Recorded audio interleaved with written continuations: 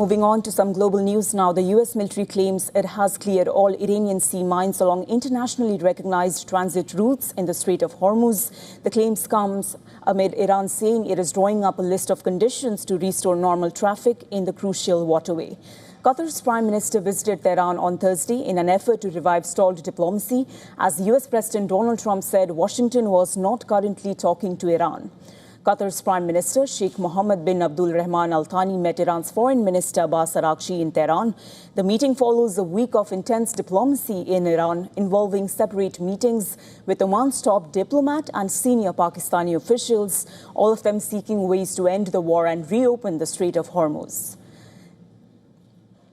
This also comes as Washington threatens wider secondary sanctions against countries, banks and companies that continue doing business with Iran, as part of a broader campaign it has called economic asphyxiation.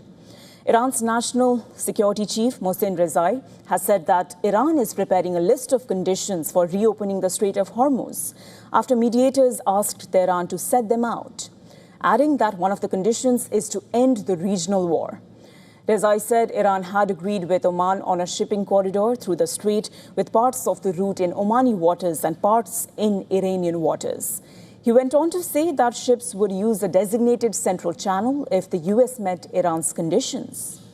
The U.S. military reported clearing Iranian sea mines from international shipping lanes in the Strait of Hormuz, with forces assisting nearly 1,500 commercial vessels carrying around 750 million barrels of crude oil over the past several months.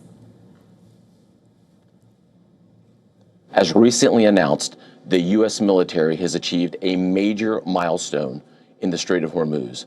We have successfully cleared sea mines in the Strait's international shipping lanes that were laid months ago by Iran's Islamic Revolutionary Guard. U.S. Treasury Secretary Scott Bessent stated that Operation Economic Outcast and the naval blockade will crush Iran's failing economy, claiming the U.S. guided 130 million barrels of oil through the strait over the last 14 days, while Iran exported zero. Data shows that the maritime shipping through the Strait of Hormuz has slowed to a near standstill. The U.S. Central Command said that as of August 27, it redirected 75 commercial vessels, disabled 3 and boarded 2 to ensure compliance. The U.S. military is also preparing to deploy new aircraft carrier in West Asia to relieve USS George Washington, which arrived in West Asia last week, replacing the USS Abraham Lincoln. According to the U.S. Naval Institute, USS Theodore Roosevelt Strike Group is expected to sail from San Diego on the U.S. West Coast in the coming weeks for more than 7-month deployment. Meanwhile, USS Abraham Lincoln, marred by reports of grim conditions and suicide attempts by sailors, will make a stop in Thailand next week after its grueling deployment in West Asia.